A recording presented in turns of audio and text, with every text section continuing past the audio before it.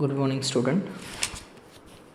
आज फिर से हम लोग लघु सिद्धांत कौमुदी के आगे के विषय के समझने के लिए यहाँ इकट्ठे हुए हैं।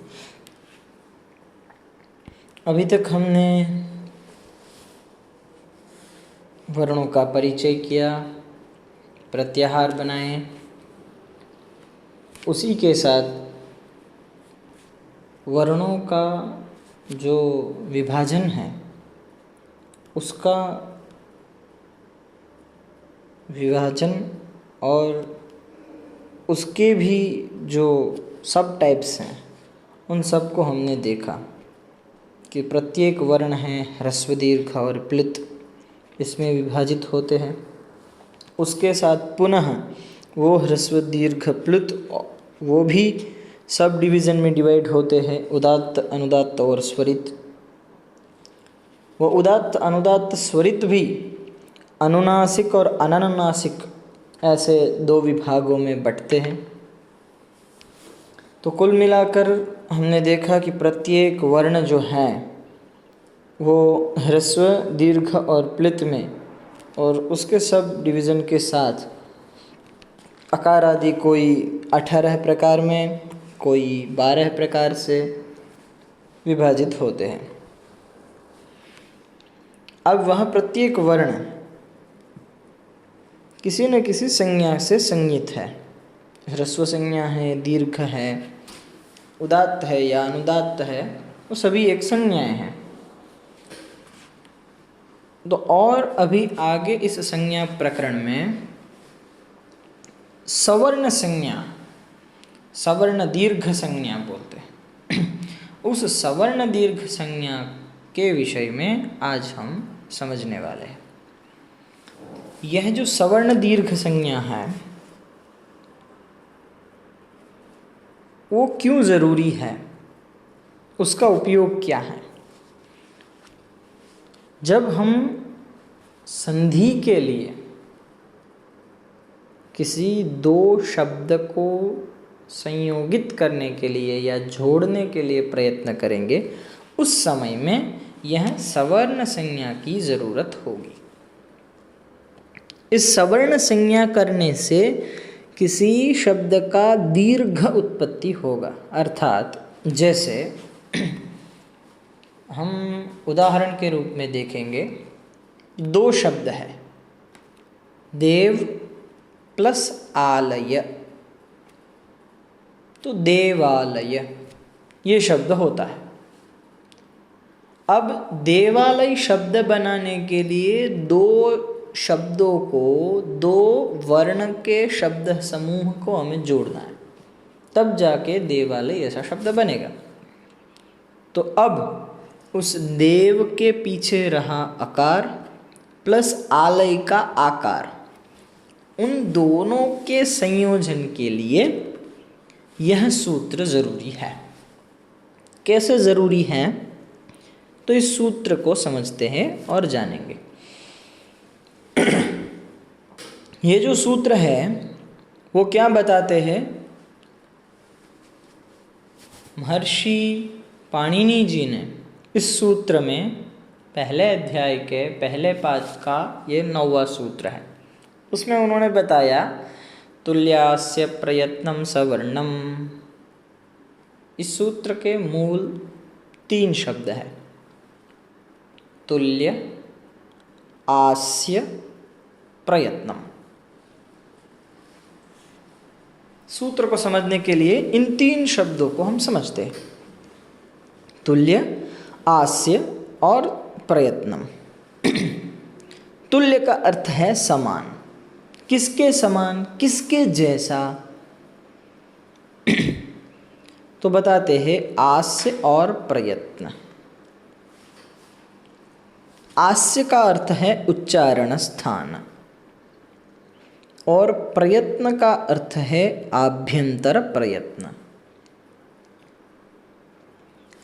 जिस वर्ण का उच्चारण स्थान और आभ्यंतर प्रयत्न ये दोनों समान हैं, उस वर्ण की सवर्ण दीर्घ ऐसी संज्ञा होगी। और जिस वर्ण की सवर्ण दीर्घ ऐसी संज्ञा होगी उसी वर्ण को अकः सवर्णे दीर्घ ऐसा सूत्र से संधि होगी। ठीक है, तो ये कंडीशन मैंने आपको पहले ही बताया था कि सब एक कंडीशनल बेस है। ये कंडीशन है, तो पहले हमें सवर्ण दीर्घ संज्ञा करनी पड़ेगी, और जब सवर्ण दीर्घ संज्ञा होगी तो ही संधि बनेगी। तो यह संज्ञा बनाने का सूत्र है। तो संज्ञा किस कंडीशन में बनेगी, किस सिचुएशन में बनेगी, तो वो बताते हैं कि जब प्रयत्न दो प्रकार के हैं, आभ्यंतर और बाह्य प्रयत्न। ठीक है, उच्चारण स्थान जो भी हमने पहले देखे थे ऑनलाइन में, अभी फिर से हम आगे वो भी देख लेंगे एक बार। ठीक है, तो जिसका उच्चारण स्थान और आभ्यंतर प्रयत्न ये दोनों समान हैं, वो सवर्ण दीर्घ संज्ञा वाला या सवर्ण संज्ञा वाला कहा जाएगा। उसकी सवर्ण ऐसी संज्ञा होगी। ठीक है, उसकी वृत्ति को हम समझते हैं तो हमें इस विषय में और समझ आएगी। तो वृत्ति ग्रंथ है अगर आपके पास तो आप देख सकते हो। वृत्ति लिखी है उसमें ताल्वादिस्थानम आभ्यंतर प्रयत्नश्च इति एतद्वयं यस्य येन तुल्यं तन्मिथः सवर्णसंज्ञं स्यात्। इसको हम डिवाइड करते हैं।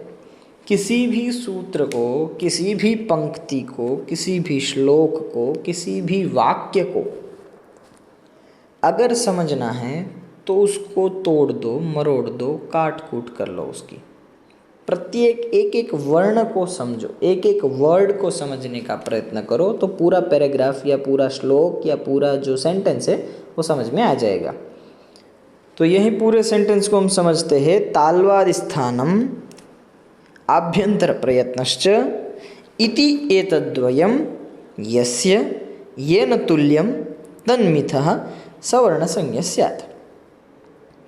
ताल्वादिस्थानम अर्थात तालु आदि उच्चारण स्थान, आभ्यंतर प्रयत्न माने कि आभ्यंतर प्रयत्न, इति एतद्वयं ये दोनों, एतत् द्वयम ये जो दोनों हैं वो यस्य येन तुल्यम ये दो जिस वर्ण का या जिस वर्ग के दूसरा वर्ण के साथ अगर समान है, एक वर्ण या एक वर्ग का कोई भी वर्ण दूसरे वर्ग के वर्ण के समान है, तो तन्मिथः, मिथः का अर्थ है परस्पर, तो वह दोनों परस्पर, अकेला एक कोई नहीं, दोनों परस्पर सवर्ण संज्ञा वाले कहलाते हैं या सवर्ण संज्ञा होती है या समान जाति के हैं। समझ में आया? फिर भी एक बार सामान्य रूप से देखते हैं।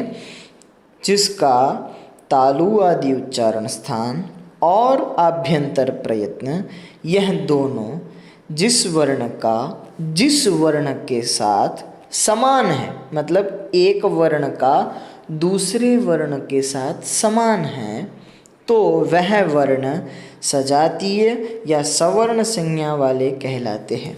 जैसे यहाँ लास्ट में आप उदाहरण में देखते हैं, देखिए यहाँ अकुह विसर्जनीयानाम कंठः, ऐसा एक पंक्ति है। ठीक है, उच्चारण स्थान। तो कंठ में से उत्पन्न होने वाले वर्ण कौन से हैं? तो अ, क, ख, ग, घ और ङकार। यह जो 6 वर्ण हैं वो केवल कंठ के स्पर्श से ही उत्पन्न होने वाले हैं। अब उच्चारण स्थान मिल गया।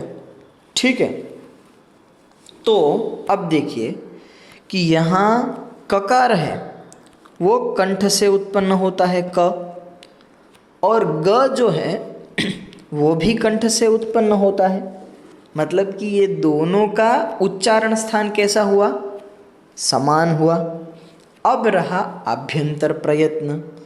आभ्यंतर प्रयत्न क्या है? 5 प्रकार के प्रयत्न हैं आभ्यंतर। आभ्यंतर अर्थात अंदर।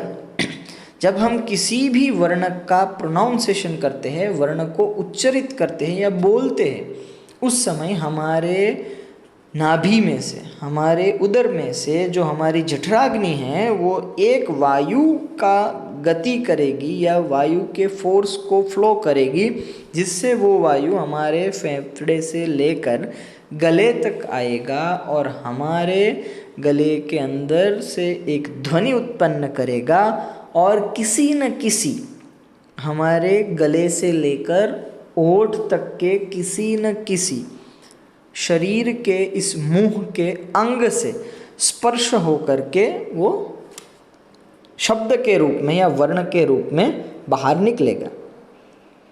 तो कंठ है, ये ककार का उच्चारण कब होगा? वायु का कंठ में स्पर्श होगा, तो ये है स्पृश्य वर्ण है। तो स्पर्श होने से ये उत्पन्न होते हैं। तो ककार और गकार ये दोनों का उच्चारण स्थान कंठ है और दोनों का आभ्यंतर प्रयत्न वो भी स्पर्श है, बिना स्पर्श के हो नहीं सकते। इसीलिए ये दोनों कंठ उच्चारण स्थान भी समान है और उसका आभ्यंतर प्रयत्न भी समान है। इसीलिए ये दोनों परस्पर मिथः परस्पर एक दूसरे की सवर्ण संज्ञा वाले हुए। ध्यान से समझने का प्रयत्न कीजिएगा। यह उदाहरण से समझा रहा हूँ कि जिस वर्ण का या जिस वर्ग, वर्ग का अर्थ है कवर्ग, चवर्ग, टवर्ग, पूरा वर्ग। तो पूरा वर्ग या कोई एक वर्ण परस्पर एक दूसरे के साथ तालु आदि उच्चारण स्थान और आभ्यंतर प्रयत्न से समान है, तो वो परस्पर सवर्ण संज्ञा वाला होगा, सजातीय होगा। ठीक है। तो यहाँ अकार है तो वो अकार से केवल आप ह्रस्व लेंगे, दीर्घ लेंगे या प्लित लेंगे, सभी का उच्चारण स्थान कंठ ही है और सभी के प्रयत्न स्पृष्ट ही है। अतः यह सब सवर्ण हुए। तो वो 18 के 18 अकार हैं, वो भी स्पृष्ट हैं और कंठ है, इसलिए सवर्ण है। ठीक है। अब एक वार्तिक यहाँ पे आगे उसी लघु सिद्धांत कौमुदी के मूल पाठ में दिया गया है। अगर आपके पास है तो देखिए। रु लृ वर्णयोर मिथः सावर्ण्यम वाच्यम। ये आपको थोड़ा आगे पढ़ेंगे उसके बाद में पता चलेगा, फिर भी एक सामान्य रूप से मैं यहाँ बताता हूँ। अब यहाँ पे आपने बताया कि जिसका उच्चारण स्थान समान हो और आभ्यंतर प्रयत्न, ये दोनों चीज़ समान होनी चाहिए, तो ही वो सवर्ण संज्ञा वाले होंगे। तो अब यहाँ देखिए रु और लृ, ये रु जो है वो तो ऋटुरसाणाम मूर्धा, तो उसका उच्चारण स्थान मूर्धा है। और लृतुलसाणाम दंता, उसका उच्चारण स्थान दंत है। तो यह दोनों का उच्चारण स्थान तो अलग अलग है, भिन्न है। तो ये कैसे सवर्ण संज्ञा वाले हुए? तो वार्तिककार वररुचि जी ऐसा बताते हैं कि रु लृ वर्णयोः, ये दोनों वर्ण का मिथः परस्पर सावर्ण्यम वाच्यम, सवर्णता का हमें स्वीकार करना है। क्यों? क्योंकि भले ही उन दोनों का उच्चारण स्थान भिन्न है, लेकिन आभ्यंतर प्रयत्न दोनों का एक समान है। अतः यह दोनों परस्पर एक दूसरे के सवर्ण हैं। तो ऋकार कितने प्रकार के हैं? 18 प्रकार के। रू है वो ह्रस्व, दीर्घ और प्लित। उच्चारण ये क्लासिफिकेशन ऑफ वॉवेल्स जब हम देखते हैं, ठीक है, वर्णों की परिभाषा या उसका जो हमने पूरा वो तालिका देखी थी, कोष्टक जो भी टेबल, ठीक है, आप उसमें देख सकते हैं। पूरे जो चार्ट में हमने देखा था कि ऋकार कितने प्रकार का है, 3, ह्रस्व, दीर्घ और प्लित, और वो सब डिवीज़न 6 होकर के टूल 18 प्रकार का है। और लृ है उसका दीर्घ नहीं होता, ह्रस्व और प्लित ये 2 ही होते हैं, इसलिए वो होता है 12 प्रकार का। तो 18 + 12 = 30। तो ये जो लृकार है वो 30 प्रकार का सवर्ण है, और ऋकार है उसके भी सवर्ण 30 है, ठीक है। तो वो ऋ और लृ उसको भी हमें सावर्ण्य मानना है। यहाँ तक हो गया। सामान्य रूप से हमने सबको देख लिया, सूत्र का अर्थ देख लिया, वृत्ति भी समझ ली और ये समझ लिया। अब प्रश्न होता है कि आप कब के बोले जा रहे हैं भाई कि ये उच्चारण स्थान समान होना चाहिए, आभ्यंतर प्रयत्न समान होना चाहिए, तभी जाके ये सवर्ण संज्ञा होगी।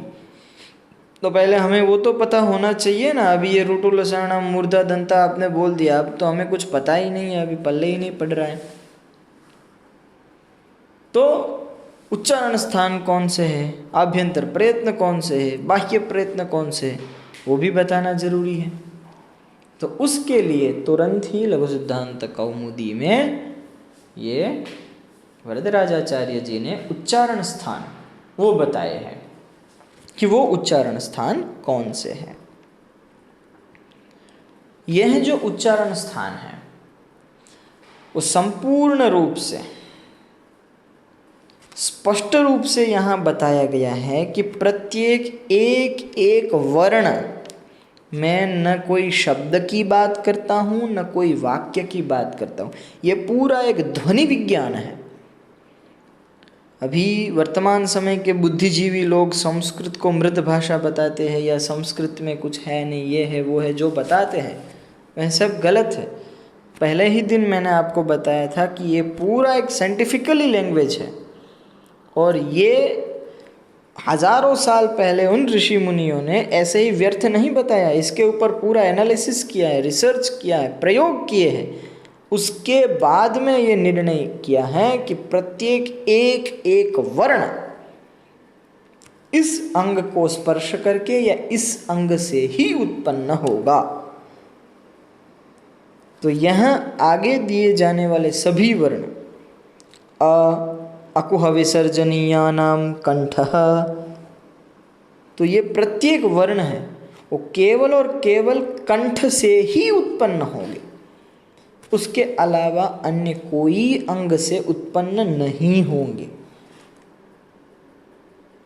कोई वर्ण है वो 2 अंगों के स्पर्श से उत्पन्न होते हैं, किसी एक अंग के स्पर्श से उसकी उत्पत्ति नामुमकिन है, हो ही नहीं सकती। कोई ऐसे भी वर्ण हैं जो किसी के संयोग मात्र से उत्पन्न होते हैं, और यहाँ जो अभी है वह केवल एक ही अंग से उत्पन्न होने वाले ये वर्ण हैं। हम क्रम से बाहर निकलेंगे, अर्थात हम जो हमारे उदर में से, हमारी नाभि में से जो अग्नि ने एक वायु का फ्लो, एक गति दी है, उस फ्लो को गले से होकर हम मुंह के बाहर निकलने तक प्रोनाउंस जब करेंगे, तब तक कौन सा अंग किस वर्ण की उत्पत्ति के लिए यूज होगा वो आज हम देखेंगे। ठीक है, तो सबसे पहले हम सबसे अंतिम अंदर का जो है वो अंग है कंठ। कंठ माने कि गला। अकुह विसर्जनीयानाम कंठः कि बताते हैं अ क ख ग घ ङ तथा विसर्ग, ये जो भी वर्ण है इन सभी वर्णों की उत्पत्ति कंठ के स्पर्श से होती है। कंठ में से होती है। तो इसमें यह अकार का ग्रहण वो केवल सामान्य अ, ह्रस्व अ का ही ग्रहण नहीं है। तीनों के तीनों प्रकार के ह्रस्व, दीर्घ और प्लित, ये तीनों मिला के जो 18 प्रकार का आकार है, वो 18 प्रकार का आकार तथा कवर्ग पूरा क ख ग घ ङ एवं विसर्ग, कंठः, रामः, जनः, ये विसर्ग की अकुह, विसर्ग और हकार, ये सब की उत्पत्ति कंठ से होती है। ठीक है, गकार, विसर्ग और इसमें ह ऐड करना रह गया है, तो वो आप एक देख लीजिएगा। ह भी इसके साथ होता है, अकुह।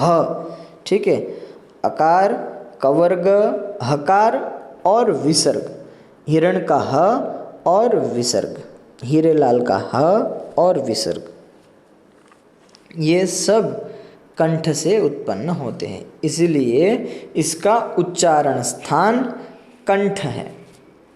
और इस वर्ण को कैसी संज्ञा दी जाती है? कंठ्य, ऐसी संज्ञा दी जाती है। ये सभी वर्ण कंठ्य है, ऐसी संज्ञा दी जाएगी। अब दूसरा उच्चारण स्थान आता है, वो है तालु। तालु और मूर्धा के बारे में आपको मैंने बताया था, फिर से बता रहा हूँ।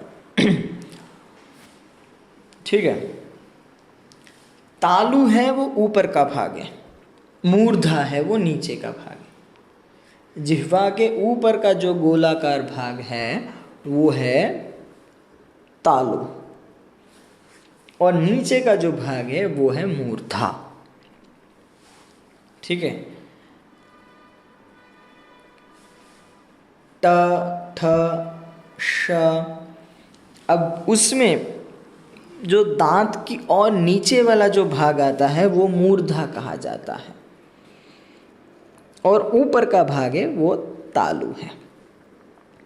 तो इचुयशाणाम तालुहु, कि इकार, चवर्ग, य और श, इन सभी वर्णों की उत्पत्ति का स्थान तालु है।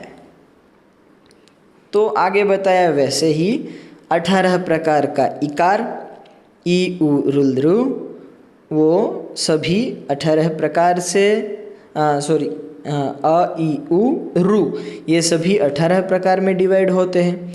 अतः ई है वो भी ह्रस्व, दीर्घ और प्लुत, तथा चवर्ग पूरा, और 2 प्रकार के य। यहाँ पे जो य है वो केवल सामान्य य नहीं है, यहाँ पे जो य है वो यकार, अनुनासिक और अननुनासिक दोनों प्रकार का य, उसका ग्रहण यहाँ करना है। अब अनुनासिक और अननुनासिक कैसे पता चलेगा हमें? कि जिस यकार के ऊपर अर्धचंद्राकार के साथ बिंदी होगी वो अनुनासिक है, जिस यकार के ऊपर नहीं है वो अननुनासिक है। अतः 18 प्रकार के इकार, ह्रस्व, दीर्घ और प्लुत, तथा चवर्ग, तथा 2 प्रकार के य, अनुनासिक एवं अननुनासिक, तथा श, शंकर का श, यह भगवान शिव का श, ये सभी का उच्चारण स्थान तालु है, अर्थात इनका उच्चारण तालु के स्पर्श से होता है। आगे का उच्चारण स्थान है वो है मूर्धा। ऋटुरषाणाम मूर्धा, रु टवर्ग पूरा, ट, ठ, ड, ढ, ण। रकार, रकार का मतलब केवल र ही नहीं है, उससे रेफ का भी ग्रहण करना है, एवं उसके साथ शकार भी। जैसे प्रार्थना बोलते हैं उस समय प्रार्थना, वहाँ जो रेफ का र है उसका भी उच्चारण मूर्धा से होता है। अतः ऋकार भी 18 प्रकार का है, तो 18 प्रकार का ऋकार, ह्रस्व दीर्घ और प्लुत, टवर्ग पूरा, रकार एवं रेफ तथा षटकोण का श, इन सब का उच्चारण स्थान मूर्धा है। ठीक है। अब आगे का जो उच्चारण स्थान है वो है दंत।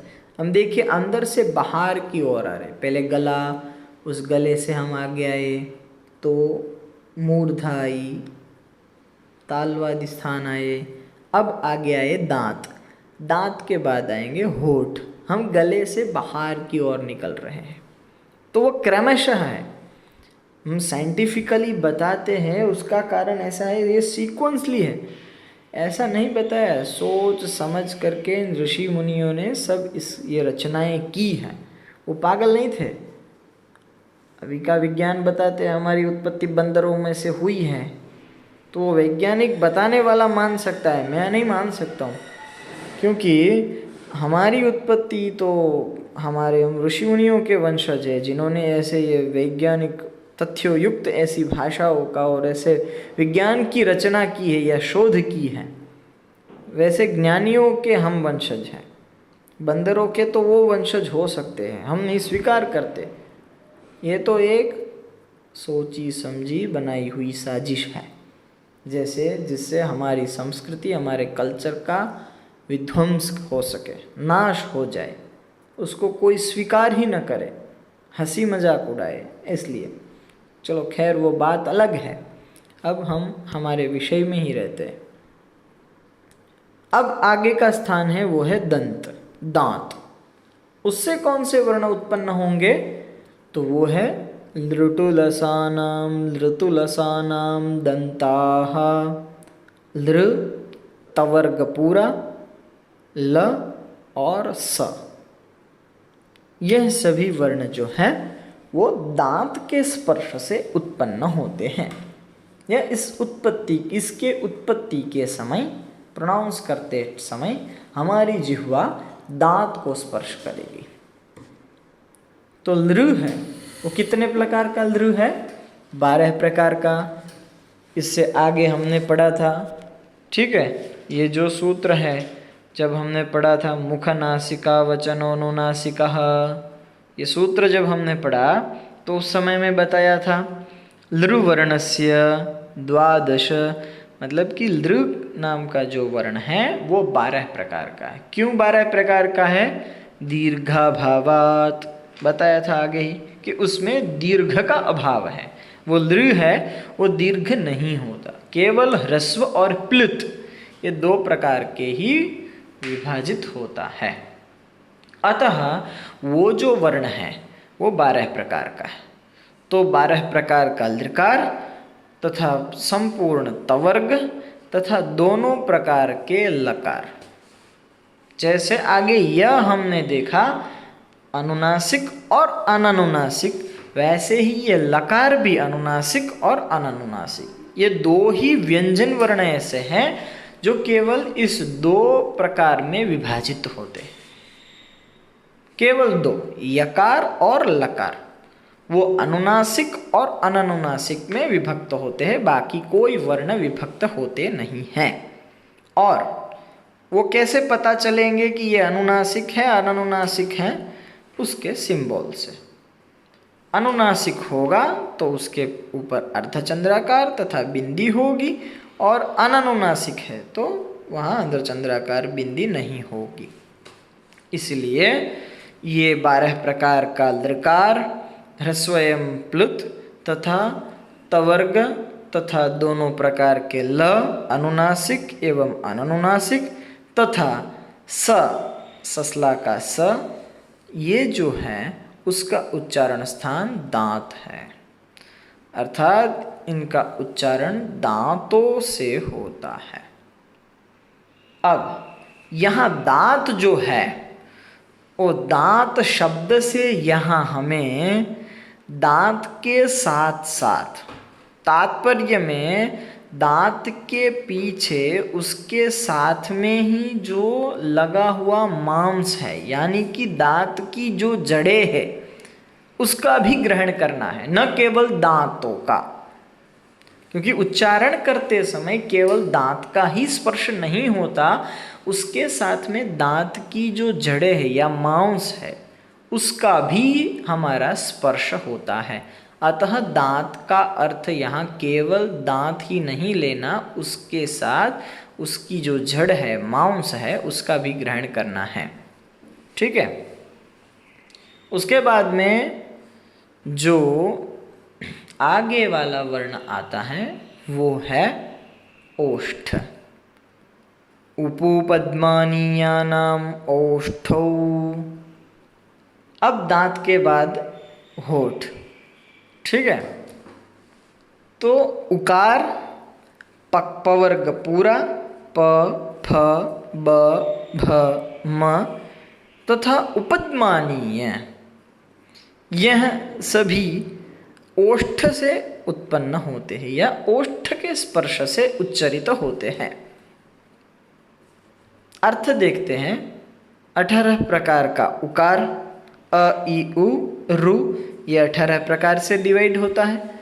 तो 18 प्रकार के उकार, पवर्ग पूरा तथा उपद्मानीय जो वर्ण है। उपद्मानीय वर्ण कौन से हैं? पकार और फकार। यह सबका उच्चारण स्थान ओष्ठ है, अर्थात इनका उच्चारण होठों से होता है। अब यहाँ उपद्मानीय का अर्थ क्या है? उपद्मानीय कैसे कहेंगे, किसे कहेंगे, कैसे हमें पता चलेगा कि यह पकार पवर्ग का है या उपद्मानीय है? तो यह उपद्मानीय का सिंबल दिया गया है उल्टा सुल्टा अर्धचंद्राकार, सीधा और उल्टा। जिस पकार या फकार के बाद में ऐसा सिंबल दिया जाता है तो वह पकार या फकार उपद्मानीय है। तो उसको कैसे उच्चरित करना है, कैसे प्रोनाउंस करना है, वो प्रश्न होना चाहिए। उसके लिए सामान्य व्याख्या दी है कि जब वाक्य में विसर्ग के बाद, ध्यान से समझिएगा कि जब वाक्य में विसर्ग के बाद तुरंत ही पकार या फकार का उच्चारण करते हैं, उस दौरान दोनों शब्दों के बीच में जो ध्वनि या कि जो आवाज़ उत्पन्न होती है उसे उपध्मानीय कहते हैं। जैसे दो सेंटेंस है, रामः वनम गच्छति। तो रामः वनम, तो वहाँ रामः के पीछे भी विसर्ग है और उसके बाद में वनम में वकार है। तो रामः वनम गच्छति, यहाँ विसर्ग और वकार के बीच में कुछ भी अलग आवाज़ नहीं होती, जनरल सामान्य होती है। तो रामः वनम गच्छति। परंतु उपध्मानीय वर्ण कौन से हैं? रामः फलम खादति। अब देखिए, दो प्रकार से बोल सकते हैं, फ और फ। फ बोलेंगे जब हमारे मुंह से एक हवा बाहर निकलेगी, फ और फ। तो जब होठों को जोड़ के हम बोलेंगे फ, तब वो वर्ण पवर्ग का है। लेकिन जब राम फलं खादति, तो फ ऐसा जो आवाज निकलता है तो वो उपध्मानीय है। ठीक है, समझने का प्रयत्न कीजिएगा। सामान्य शब्द क्या है? फलम, फलम। राम फलं खादति, राम फलम खादति, रामः फलम खादति और राम फलं खादति। तो यह दोनों को प्रोनाउंस करते समय कुछ एक अलग आवाज़ निकलेगी और एक अलग प्रक्रिया होगी। अतः सामान्य रूप में जब पकार फकार का उच्चारण होता है तो वो ओष्ठ से है, लेकिन उपध्मानीय सिंबल के साथ अगर जब उच्चारण करेंगे तो वो उपध्मानीय रहेंगे और उसका प्रोनाउंसिएशन कुछ अलग रूप से होगा। ठीक है, समझ में आ गया। चलो तो हम अब बढ़ते हैं आगे। आगे का उच्चारण स्थान है वो नासिका। नासिका, नाक से। यमंगणनम नासिकानाम च। ञ म ङ ण न, ये जो 5 वर्ण हैं उसका उत्पत्ति स्थान, इन 5 वर्णों का उच्चारण स्थान नासिका से होता है। अब देखते हैं, इसमें च ऐसा लिखा हुआ है, नासिका च, वो लिखने की क्या जरूरत है? संस्कृत में पहले ही मैंने बताया था कि अगर कोई एक वर्ण भी परिवर्तित हो जाता है या उसमें ऐड हो जाएगा तो अर्थ का अनर्थ होता है, अन्य अर्थ भी हो सकता है। तो ये च निकाल देंगे तो सामान्य हो गया कि ये अर्थ होता है, सामान्य अर्थ जो जनरल है कि य म ङ न, इनका उच्चारण नासिका से होता है। तो आप बोलेंगे कि सर आपने तो बोला था कि पर्टिकुलरली जो शब्द है उसका एक ही स्थान से उच्चारण होता है, दूसरे स्थान से नहीं होता है। तो यहाँ च ऐसा भी बताया है। च का अर्थ है भी, अर्थात य म ङ ण न, इन 5 वर्णों का उच्चारण नासिका से भी होता है। अर्थात इन सभी वर्णों की उत्पत्ति के लिए इन सभी वर्णों का दूसरा उत्पत्ति स्थान नासिका भी है। जैसे ङ है वो कवर्ग का है, तो कवर्ग कौन से वर्ण को कौन से स्थान से उत्पन्न होता है? वो तो है कंठ से। तो गकार की उत्पत्ति के समय ग है वो कंठ से भी उत्पन्न होगा और उसी के साथ नाक से भी उत्पन्न होगा, अर्थात इन दोनों से इस वर्ण की उत्पत्ति होती है। ठीक है, तो नासिका च, यहाँ भी और ही ये दोनों का भेद समझ लीजिएगा। ककार खकार गकार है वो कंठ से ही उत्पन्न होते हैं, लेकिन ङकार है वो कंठ और नासिका से भी उत्पन्न होता है। समझने का प्रयत्न कीजिएगा, ठीक है। अतः उदाहरण रूप में ये इसमें दिया है, जैसे य है, य का तालु एवं नासिका दोनों स्थान होते हैं। इसका अर्थ है यह वर्ण दोनों स्थानों से स्पर्श होने से उत्पन्न होते। ऐसा नहीं बताया है कि किसी अकेले से, दोनों के स्पर्श होने से उत्पन्न होते हैं। ठीक है, अतः यहाँ नासिका च ऐसा शब्द लिखने का तात्पर्य है, अर्थ है, जरूरत है।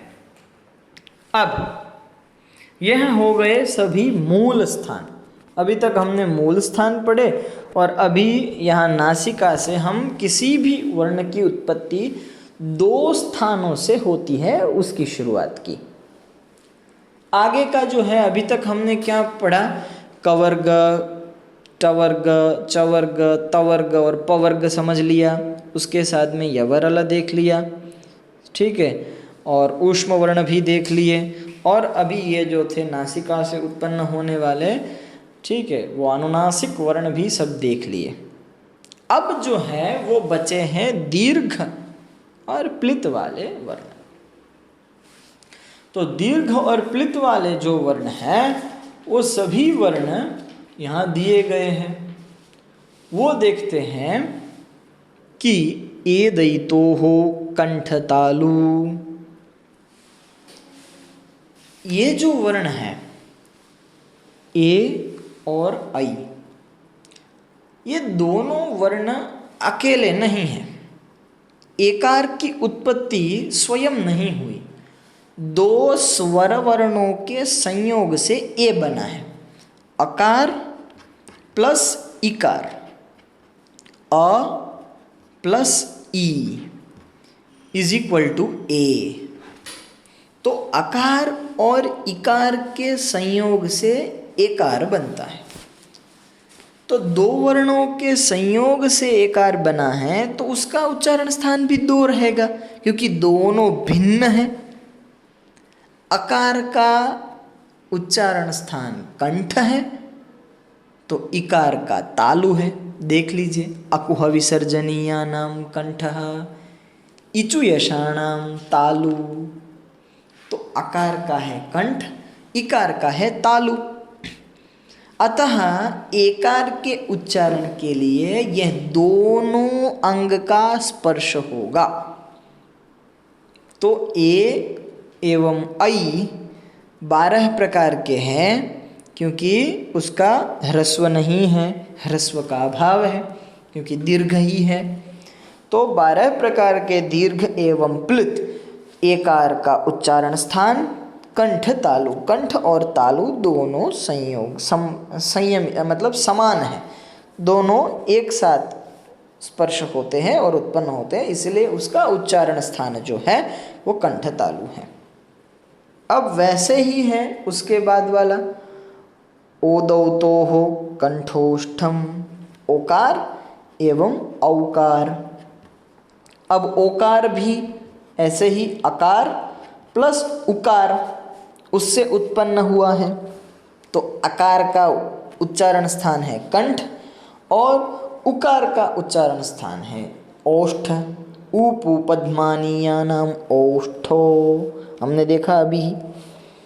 तो वो कंठ और ओष्ठ दोनों से मिलके ओकार की उत्पत्ति होगी, अर्थात ह्रस्व के अभाव से दीर्घ और प्लित दोनों मिलके 12 प्रकार का ओकार और औकार जो है वो कंठ और ओष्ठ से उत्पन्न होता है। अतः उसका उच्चारण स्थान कंठोष्ठ है। समझ में आ गया? यह सामान्य। अब ये जो है एक अपवाद रूप है वकार। ये वकार ऐसा है जो केवल स्वयं ही उत्पत्त है, मतलब स्वयं ही उत्पन्न हुआ है, किसी के संयोग से नहीं हुआ, फिर भी उसका उच्चारण स्थान दो अंगों के स्पर्श से होता है। मतलब उसका उच्चारण दो अंगों के स्पर्श होते हैं से होता है, और वो दो अंगों का उच्चरित वर्ण है वकार, दांत और ओष्ठ। वकार का उच्चारण स्थान दांत और ओष्ठ है। समान, एक समान स्पर्श होने से दांत का और होठ ये दोनों का समान स्पर्श जब होगा, समान मतलब एक साथ जब स्पर्श होगा इन दोनों का, तब वकार की उत्पत्ति होती है। अतः वकारस्य दंतोष्ठम, वकार के का उच्चारण स्थान दांत और ओष्ठ ये दोनों समान रूप से है। अब जिह्वामूलीयस्य जिह्वामूलम्। अब सुनिए, ये जो वर्ण है जिह्वामूलीय, दो सिंबल समान है, उपध्मानीय और जिह्वामूल। इन दोनों के सिंबल जो है वो समान है, लेकिन दोनों की कंडीशन अलग अलग है। इसमें क्या है कि वाक्य में जब उपध्मानीय को देखेंगे तो वो बताते हैं वाक्य में जब विसर्ग के बाद पकार, फकार और उपध्मानीय सिंबल है, तब उपध्मानीय जगह जो है वहाँ से उसका उच्चारण होगा। और इसमें ऐसा है कि अच प्रत्याहार और जिह्वा मूल का जो स्थान है वो जीभ का जड़ है। ठीक है, जिह्वा मूल का अर्थ होता है जीभ का मूल। अकार मतलब कि अच प्रत्याहार, अच बताया है, और क और ख, उसके बाद में ये जिह्वा मूलियम लगता है। तो अच प्रत्याहार से परे तथा ककार और खकार से पूर्व जब ये अर्धचंद्राकार उल्टा सुल्टा सिंबल होता है तब उसका उच्चारण स्थान जिह्वा मूल से होता है। तो किसका उच्चारण स्थान जिह्वा मूल से होता है? तो वो बताते हैं कि ककार और खकार। क वो तो होता है कंठ से, लेकिन अच प्रत्याहार के कौन से वर्ण हैं? अ, ई, उ, रुल, रु, ए, औ। ठीक है, ये जो है वो सभी वर्ण है अच प्रत्याहार। समझने का प्रयत्न कीजिएगा। अच प्रत्याहार के साथ में जब ककार और खकार होते हैं उस समय में कंठ बोलेंगे, तो कंठ बोलने के समय आप देखिए कि आपका क जिह्व के नीचे वाले भाग में स्पर्श नहीं होगा, सिर्फ केवल अंदर से ही उत्पन्न होगा।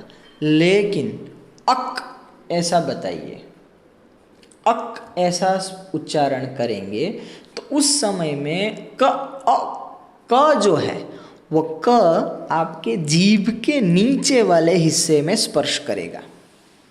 देखिए, अनुभव करके देखिए।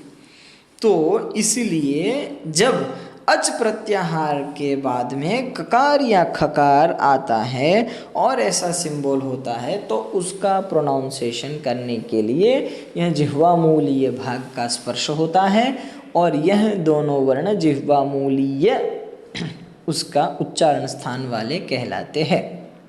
ठीक है, अब जिह्वा मूलीय कैसे किसको बताते हैं उसकी सामान्य व्याख्या यहाँ दी है। उच्चारण के समय वाक्य में जब अच प्रत्याहार के बाद में तुरंत क अथवा ख आता है उस दौरान दोनों शब्दों के बीच में जैसे उपद्मानीय है वैसे ही ये है समान व्याख्या है। वहाँ पकार फकार है विसर्ग के बाद तुरंत, और यहाँ पे ककार खकार अच प्रत्याहार के बाद में है। ठीक है, तो उससे उत्पन्न होने वाली जो बीच की ध्वनि है उसका उच्चारण स्थान जो है वो जिह्वा का मूल है, इसीलिए उसको जिह्वा मूलीय कहलाता है या कहा जाता है। ठीक है, ये सामान्य हो गया। तो ये है डिफरेंट, दोनों सिंबल समान है लेकिन दोनों सिंबल के प्रोनाउंसिएशन का जो कंडीशन है वो डिफरेंट है। ठीक है, तो आपको प्रश्न होगा कि ये सिंबल कभी भी आ सकता है? ज़रूरी नहीं है। ये सिंबल ककार खकार के बाद में या पकार फकार के बाद में ही आएगा, उसके अलावा कहीं नहीं आएगा, किसी दूसरे वर्ण के बाद में नहीं आएगा। ठीक है, अब है नासिकानुस्वारस्य। अब ये अनुस्वार का नासिका स्थान जो है वो मूल स्थान है। जैसे ककार खकार है वो कंठ के अलावा अन्य कहीं से भी उत्पन्न नहीं होते, वैसे ही ये जो अनुस्वार है अर्धचंद्राकार बिंदी है वो केवल और केवल नासिका से ही उत्पन्न होती है, नाक से ही उसका उच्चारण किया जाता है। अतः नासिका अनुस्वारस्य ऐसा बताया है। अब ये जो आपके सामने एक टेबल है उस टेबल में ये बताए गए हैं कि कौन से स्थान हैं, कौन से स्वर वर्ण कौन से स्थान से उत्पन्न होते हैं, कौन से व्यंजन वर्ण किस स्थान से उत्पन्न होते हैं। मैंने पहले ही जब प्रत्याहार विधि हमने पढ़ी उससे पहले ये जब माहेश्वर सूत्र का अभ्यास हम कर रहे थे, वर्णमाला का अभ्यास कर रहे थे, उस समय मैंने एक फ़ोटोज़ आपको दिखाई थी। यह 25 वर्ण है, वो स्पर्श है, ये अंतस्थ है, ये ऊष्म वर्ण है। तो वो यहाँ दिया गया है, विभाजित किए गए हैं कि ये कंठ से उत्पन्न होने वाले स्वर है, ये कंठ से उत्पन्न होने वाले स्पर्श युक्त व्यंजन वर्ण है, वो स्पर्श्य है, अंतस्थ वर्ण है, ऊष्म वर्ण है, अयोगवाह। अयोगवाह किसको बोलते हैं? जो सिंबॉलिक होते हैं उसको सबको अयोगवाह बोलते हैं। सिंबॉलिक किसको बताते हैं? तो वो सिंबॉलिक होते हैं विसर्ग है, उपध्मानीय है, बाद में जिह्वामूलीय है, उसके बाद में अनुनासिक अननुनासिक है, अनुस्वार है। यह सब जो है वो अयोगवाह कहे जाते हैं। ठीक है, तो यह टेबल वो है। और अंत में इसको कौन सी संज्ञा दी जाती है? ठीक है, क्योंकि संज्ञा प्रकरण में है तो किसी न किसी संज्ञा तो दी गई ही होगी। ठीक है, तो अब आपको प्रश्न होना चाहिए इसको सवर्ण दीर्घ संज्ञा देनी या इसको हम कंठ्य ऐसी संज्ञा दें।